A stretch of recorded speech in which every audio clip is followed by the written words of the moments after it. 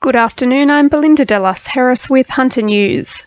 Paterson MP Bob Baldwin insists it's time for the government to get on with the job after voting down a motion to spill Prime Minister Tony Abbott's leadership. It took MPs just 14 minutes to defeat the motion 61-39 at this morning's party room meeting.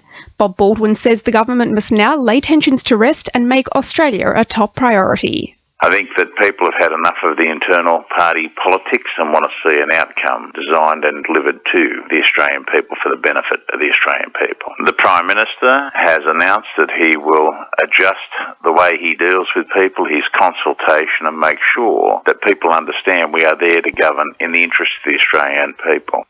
Lake Macquarie councillors are about to put plans for expansion and development in Glendale on the table tonight. Discussions about turning the area into a major regional centre include the much-awaited transport interchange as well as additional roadworks. Mayor Jodie Harrison says plans for a super suburb will be top of the agenda. The agenda tonight deals with an area plan for Glendale, and that will set land uses for the area that currently includes Stockland Glendale, it includes the Hunter Region Sports Centre, it includes the Crossroads and those areas immediately adjoining that particular site. The New South Wales Nationals have confirmed rocker Angry Anderson will support his replacement in the race to win the state seat of Cessnock. The former Rose Tattoo frontman pulled out yesterday due to personal reasons. Party officials are hoping to name a replacement candidate in the next day or so.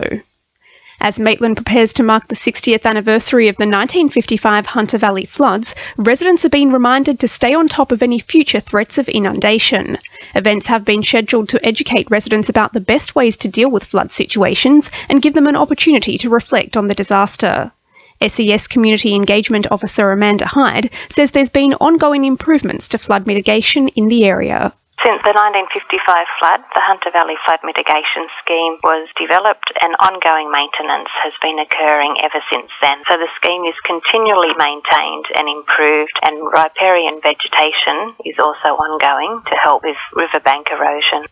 It's expected to be a day of savings for the Hunter Region Botanic Gardens, with the unveiling of a new micro-water treatment plant tipped to spare around 2.5 million litres in drinking water.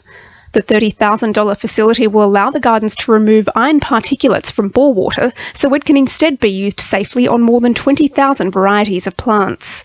Nick Kaiser from Hunter Water says it'll help keep the gardens both financially and environmentally viable.